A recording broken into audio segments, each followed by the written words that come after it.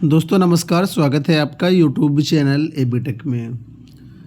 आज है 19 दिसंबर 2024 और जान लेते हैं आज की महत्वपूर्ण खबरें जो आज के प्रमुख समाचार पत्रों पर छाई हुई हैं और आप लोगों के लिए बहुत ही इम्पोर्टेंट हैं।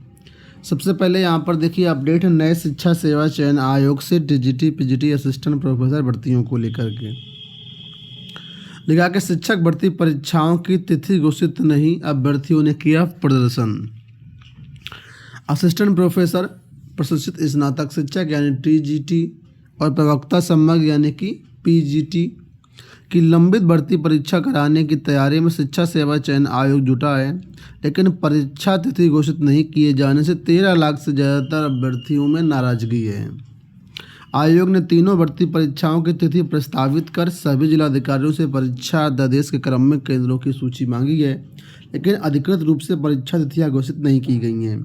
अभ्यर्थियों ने तिथि घोषित किए जाने तथा टीजीटी पीजीटी के रिक्त 25,000 पदों को विज्ञापन में जोड़ने और असिस्टेंट प्रोफेसर भर्ती के लिए पोर्टल खोलने की मांग को लेकर के शिक्षा सेवा चयन आयोग के बाहर बुधवार को यानी कल मुख्यमंत्री को संबोधित ज्ञापन सचिव मनोज कुमार जी को सौंपा।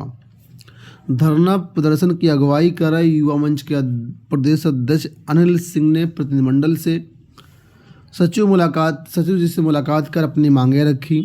सचिव ने उन्हें बताया कि परीक्षा तिथि 2 दिन में घोषित कर दी जाएगी। परीक्षा नियंत्रक डीपी सिंह इस कार्य में लगे हैं। अध्याचन में 25,000 सीट वृद्धि को लेकर के बैठक में विचार करने व शासन की सहमति पर निर्णय लेने की बात कही। प्रतियोगी प्रभाकर सिंह परिहार ने बताया कि शिक्षा मंत्री ने विधानसभा में 25,000 रिक्त पदों का आंकड़ा पेश किया था, लेकिन रिक्त पदों पर भर्ती कब होगी ये स्पष्ट नहीं है। तो प्रतियोगी छात्रों में कई सारे लोग यहाँ पर थे, आप लोग तस्वीरें देख ही सकते हैं। ठीक है, तो यहाँ पर कुल मिलाकर के ये कहा गया है कि सचिव की तरफ से कि जल्द ही परीक्षा तिथि जारी कर दी जाएगी। यहाँ पर भी देखिए सचिव साहब को ज्ञापन सौंपते हुए यहाँ पर तस्वीरें आपको दिख रही होंगी। ठीक है, जिसमें अनिल सिंह और कई सारे साथी उनके हैं। तो कुल मिलाकर के यहाँ पर कल ज्ञापन दिया गया सीट वृद्धि का। हालांकि सीट वृद्धि को लेकर के उम्मीद कम है, ये बात कई बार कह चुके हैं कि हम शासन से सहमति लेंगे उसके बाद का होगा सब, लेकिन परीक्षा तिथि को लेकर के जल्द ही जो है ऑफिशियल अपडेट आने वाली है। यहाँ देखिए अपडेट है कि उत्तर प्रदेश राज्य खाद्य आयोग के पद जल्द भरे जाएंगे। विधान परिषद में नेता सदन और उप मुख्यमंत्री केशव प्रसाद मौर्य ने कहा है कि उत्तर प्रदेश राज्य खाद्य आयोग के अध्यक्ष और सदस्यों के रिक्त पदों के विज्ञापन जारी करने की प्रक्रिया दिसंबर माह में पूरी कर ली जाएगी। विज्ञापन में निर्धारित समय सीमा के भीतर तैनाती की प्रक्रिया पूरी कर ली जाएगी। प्रश्न प्रहार में यह मुद्दा भाजपा के एमएलसी देवेंद्र प्रताप सिंह ने उठाते हुए कहा कि 2 वर्ष से आयोग के अध्यक्ष और सदस्यों के पद रिक्त हैं। गठन की प्रक्रिया कब तक पूरी होगी। नेता सदन केशव प्रसाद मौर्य ने कहा कि रिक्त पदों पर चयन के संबंध में आयुक्त खाद्य एवं रसद विभाग को जरूरी दिशा निर्देश दे दिए गए हैं। लोक सेवा आयोग से देखिए यहाँ पर अपडेट है कि एई भर्ती के आवेदन शुरू होते ही बढ़ी ओटीआर की संख्या। अब आपको पूरा यहाँ पर नहीं दिख रहा होगा ये, तो मैं इसको पढ़ के बता देता हूँ आपको। लिखा हुआ है कि सहायक अभियंता यानी एई भर्ती के लिए जो ऑनलाइन आवेदन की प्रक्रिया है वो शुरू हो गई है और ऐसे में अब एक बार फिर से ओटीआर की संख्या तेज़ी से बढ़ने लगी है। आवेदन शुरू होने के 24 घंटे के अंदर 1,000 नए अभ्यर्थियों ने रजिस्ट्रेशन कराया है। उत्तर प्रदेश लोक सेवा आयोग की परीक्षा में शामिल होने के लिए 17 दिसंबर तक ओटीआर कराने वालों की संख्या 18,81,000 थी। वहीं बुधवार को ओटीआर की संख्या बढ़कर के 18,82,000 हो चुकी है। आपको बता दें ओटीआर करने के बाद ही किसी भी भर्ती के लिए आवेदन किया जा सकता है। तो इस भर्ती के लिए अब वैकेंसी आई है तो बहुत सारे अभ्यर्थी अब पहली बार ओटीआर करेंगे, इसके बाद अपना फॉर्म भरेंगे। तो कुल मिलाकर के यहाँ पर ओटीआर की संख्या अभी और बढ़ने की उम्मीद है। यहाँ देखिए अपडेट है कि शिक्षकों ने घेरा निदेशालय, सचिवालय की ओर जाने लगे तो पुलिस ने रास्ते में रोका। माध्यमिक शिक्षकों ने बुधवार को पार्क रोड स्थित माध्यमिक शिक्षा निदेशालय के शिविर कार्यालय का घेराव किया। दिन भर चले प्रदर्शन के बाद शाम 4 बजे शिक्षकों ने सचिवालय के घेराव के नियत से कदम बढ़ाया तो पुलिस ने रास्ते में रोक लिया।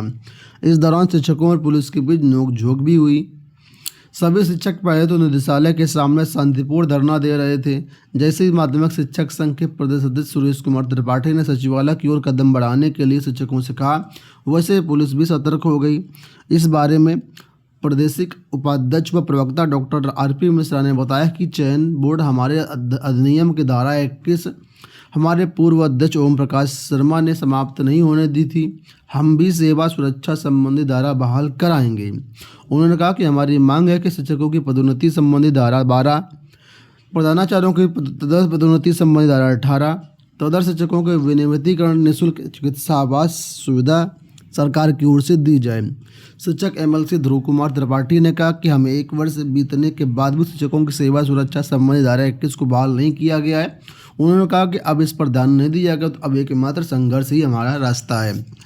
तो धारा 12, धारा 18, धारा 21 को लेकर के यहाँ पर देखिए कल के आंदोलन की तस्वीरें आप लोग देख रहे हैं। यहाँ देखिए अपडेट है कि लिखित परीक्षा में पास होकर करेंगे महाकुंभ में ड्यूटी। महाकुंभ को सुरक्षित और सफल बनाने के लिए मेला पुलिस को हर तरीके से दक्ष बनाया गया है और बनाया जा रहा है। प्रशिक्षण के साथ ही पुलिसकर्मियों को लिखित परीक्षा भी कराई जा रही है। ठीक है, प्रशिक्षण सत्रों में आपदा प्रबंधन, यातायात व्यवस्था, श्रद्धालुओं से व्यवहार और महाकुंभ के धार्मिक व आध्यात्मिक पहलुओं पर गहन जानकारी दी जा रही है। प्रशिक्षण के बाद आयोजित लिखित परीक्षा में पुलिसकर्मियों की तत्परता का मूल्यांकन किया जा रहा है। लिखित परीक्षा में प्रशिक्षण के दौरान बताए गए विभिन्न आयामों से संबंधित सवाल पूछे जा रहे हैं। SSP मेला राजेश द्विवेदी ने बताया कि अनिवार्य प्रशिक्षण सत्र सुरक्षा, आपदा व व्यवहारिक पहलुओं जैसे विभिन्न आयामों पर आधारित है। तो कुल मिलाकर के पहले इनको ट्रेनिंग दी जा रही है, उसके बाद पेपर करवाया जा रहा है, उसके बाद इनकी कुंभ मेला में ड्यूटी लगेगी। यहाँ देखिए एक बड़ी अपडेट है कि NIOS का डीएड मान्य है। NIOS से डीएड करने वाले अभ्यर्थी नई शिक्षक भर्ती के लिए एलिजिबल हैं। सुप्रीम कोर्ट ने जयवीर सिंह बनाम उत्तराखंड के मामले में 28 नवंबर 2023 को दिए अपने आदेश में स्पष्टीकरण में 10 दिसंबर 2024 को साफ किया है कि NIOS से 18 महीने का डीएड प्रशिक्षण नई शिक्षक भर्ती में मौका देने के साथ ही पहले से कार्यरत शिक्षकों की पदोन्नति के लिए भी मान्य होगा। तो कुल मिलाकर के जो NIOS का 18 महीने का डीएड कोर्स है वो नई शिक्षक भर्ती में मान्य होगा। इसको लेकर के सुप्रीम कोर्ट की तरफ से स्पष्टीकरण आया है।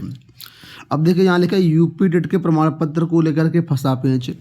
NIOS से डीएड करने वाले शिक्षकों को नई भर्ती में भले ही मान्य कर दिया गया है, लेकिन UPTT 2021 प्रमाण पत्र को लेकर के अभी तक पेंच फंसा हुआ है। NIOS से डीएड करने वाले अभ्यर्थियों ने UPTT 2021 के लिए आवेदन किया तो परीक्षा नियुक्त प्राधिकारी कार्यालय ने परीक्षा में शामिल करने से इनकार कर दिया था। इस पर अभ्यर्थियों ने हाईकोर्ट में याचिका की थी और हाईकोर्ट के हस्तक्षेप पर परीक्षा में शामिल हुए थे। हालांकि 8 अप्रैल 2022 को घोषित UPTT के परिणाम में इनका रिजल्ट नहीं था। PNP कार्यालय का कहना है कि UPTT के लिए NCT की गाइडलाइन में 2 वर्षीय डीएड प्रशिक्षण ही मान्य है। ऐसे में 18 महीने का प्रशिक्षण करने वालों को रिजल्ट नहीं दिया जा सकता है। परिणाम घोषित करने को लेकर कुछ याचिकाएं वर्तमान में हाईकोर्ट में विचाराधीन हैं। तो UPTT में अभी जो है इसका पेज फंसा हुआ है NCT के रूल के अकॉर्डिंग। दोस्तों ये हो गई आज की सारी सूचनाएं। उम्मीद करेंगे वीडियो आपको पसंद आया होगा। इस वीडियो में इतना ही। धन्यवाद।